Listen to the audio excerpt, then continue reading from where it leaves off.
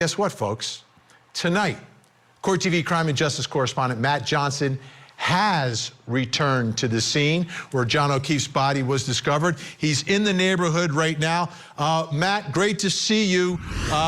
So you're in the neighborhood now, but you're not on the street yet. Yeah, we're not on the street. We're approaching the street. When they left the Waterfall Bar, when we're talking about Karen Reed and John O'Keefe, when they're in their SUV, let's approach the street over here. I'm with Austin Brady as we're making our way as part of this investigation. So this is Cedar Crest that we're looking in front of right now. I'm going to put my turn signal on, and we're going to approach Fairview Road. Remember, this would have been completely pitch black. Snowstorm, and an epic one early in the hours that morning. And I slow down. Windshield wipers would have been on. Okay. Slow down. Here's the intersection, Vinny. Yeah. Okay, here we go. Beautiful. So now, are you on Fairview yet?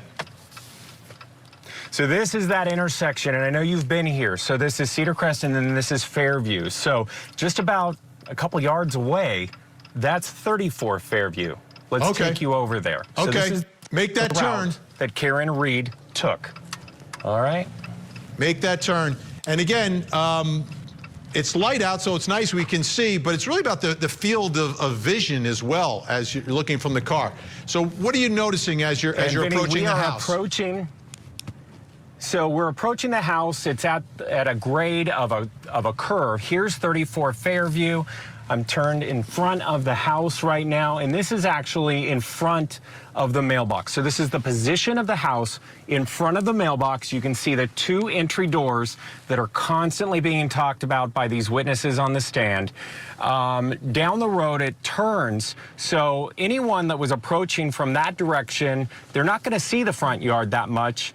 And remember, we just made that other turn. So this is in the center of two turns, and it goes up, down. It's about a hilly neighborhood. It is hilly. And so if you're driving through here in the dark and in the snow, you might not see much. Let me do this. Stay where you are. Don't move. Have Austin show us the front again. I want the viewers to see out the front. The front windshield, not the side, but the front windshield where John O'Keefe's body would have been. So if someone is getting into a car or leaving, that looks pretty close to me. Yeah. How does it look to you? Like when you look straight ahead, how close does it look?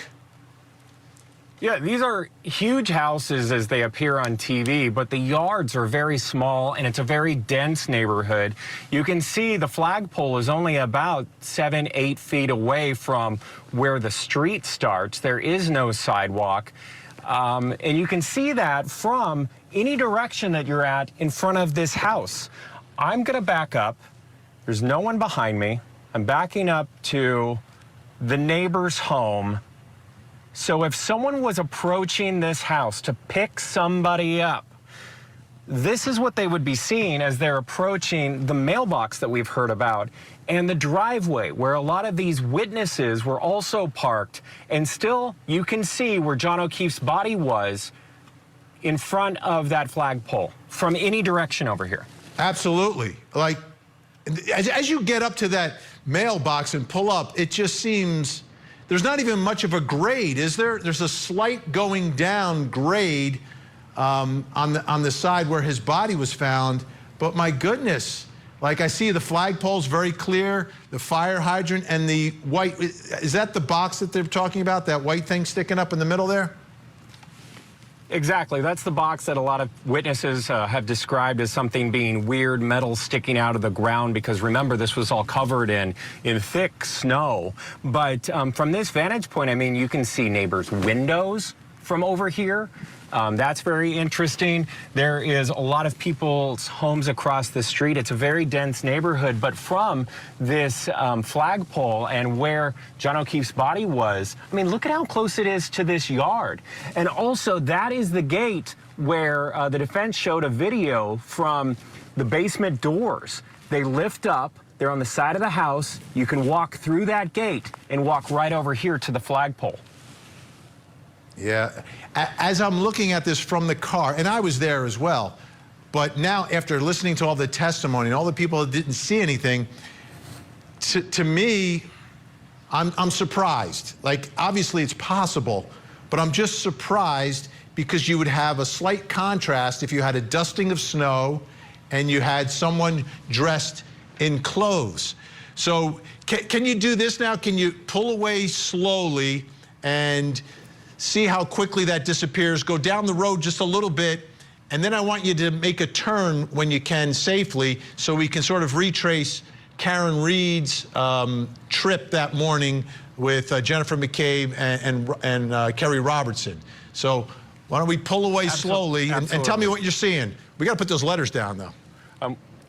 Go ahead. Yeah, I'm waiting for a car to pass, and then now we can go. So now we're approaching where you hear a lot of witnesses talking about the fire hydrant. So this is the property line, and Austin's going to show you from this direction the house, which is to his back. See, you can see a little bit of perspective right there. So now I'm going to continue to pull away. And now the road starts sloping. So the house was pretty much even grade. But now the road starts sloping. There's a dead-end street over here to my left. That's where we're going to turn around. And you can see that it's a windy neighborhood. So that could be an issue when we hear about the plow driver's testimony. Exactly. Which we're waiting to hear. So now this is the approach the morning that the three women, including Karen Reed, who was in the back middle seat, make that approach. And here we are already. So the question is, what are you going to see as you approach the house and the flagpole and everything else that'll be coming up on the left-hand side? What are your thoughts about what you're seeing as you're driving? So I'm noticing that it was a grade up. And I'm also noticing that you can't really see the house if those trees are right there.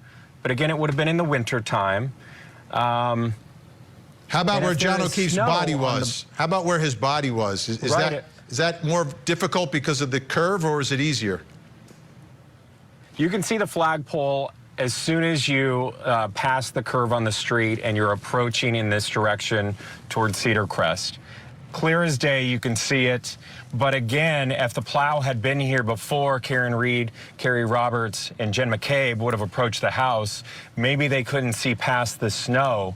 The two women that were in the front seat, and Karen Reed, you know, she starts, according to them in their testimony, she starts screaming and kicking in the back seat, saying, let me out, he's over here. And then she just runs over here and rips up his shirt, takes up her shirt, and lays on top of him. And then Kerry Roberts, you know, her testimony, she wipes away the snow from his face, and then she says that it was grass underneath him. So when they're there the next day, obviously much more snow. There'll be much more snow that following morning as they approach this area. But coming around that curve, to me, it's not quite as open and obvious as coming from the other direction. Yes, because the other direction, you're coming from an uphill, slightly down, and it's more level and home. And then the rest of the neighborhood goes downhill, and there are curves downhill. So there's twists and turns on both sides of where this home is located, the former Albert home, for many generations, we might add. But yeah, this is where we are. This is fascinating. Now, there are no street lights anywhere, right? That you've seen? I'm noticing there is a street light, yes. So there is a street light directly in front of 34 Fairview that Austin is showing you right there. But I'm not sure how much light it gives and if it was on that night. I mean, this was during a blizzard. There was a lot going on.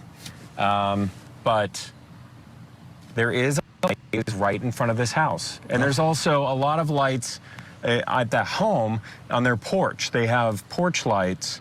But again, I don't know if they would have been on that night. They didn't come on till, well, we don't know if they were on that night, right? But the following morning, it took a while for them to come on. But I don't think they're going to illuminate that part at all, because you're not in front of the house.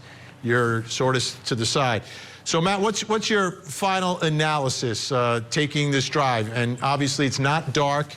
It's not snowing, which makes it, I guess, very different to a certain extent but the road is the road. As you're driving, do you see that area as you drive, or if you're driving and you're looking, are you more focused on the road as you just did this drive? I think that you would be more focused on the road if it was snowing, because there are turns, and a lot of these people didn't know exactly where this house was. There's that part of it. But I can't get past the fact that where John O'Keefe lay dying on the front of the yard here, you can see it from every direction as you approach this house. You can definitely see it, and I mean, that's burned in my mind at this point. Matt Johnson returning to the scene tonight.